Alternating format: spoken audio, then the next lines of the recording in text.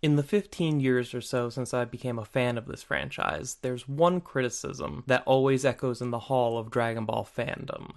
The idea that Gohan had the most potential out of any character in the series and wasted it.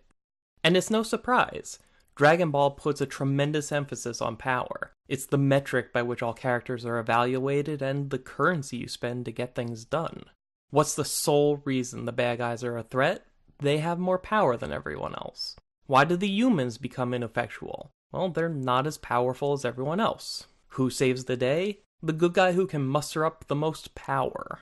How useful you are is directly proportionate to how powerful you are, and anyone who can't compete can only hope to serve as a distraction until someone stronger shows up to relieve them.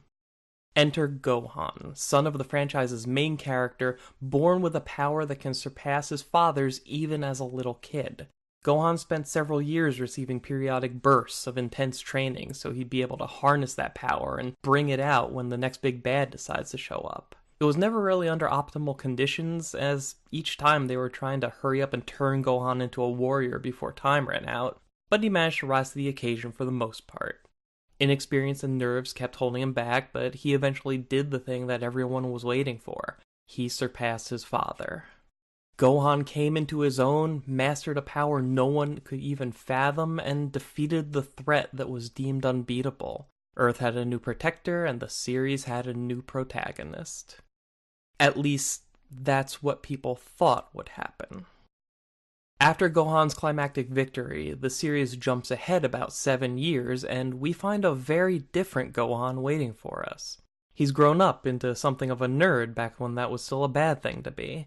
This is where the fandom turns on Gohan, leaving him behind, remembering him as someone who used to be great. But really, this is what Gohan always wanted, and it fits perfectly with his character. Gohan never wanted the life of a fighter. He was forced into it. He happened to be born with a lot of power, and it was necessary for him to get involved. He tried his best against the Saiyans, he traveled to Namek to make up for failing his friends, and he stepped up to defeat Cell.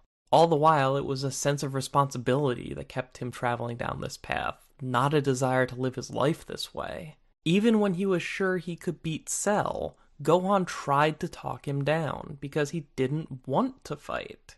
Android 16's dying words spell it out clear as day. Gohan is a pacifist. He wants peace, not violence. He's willing to fight when there's no other option, but he believes there's a better way.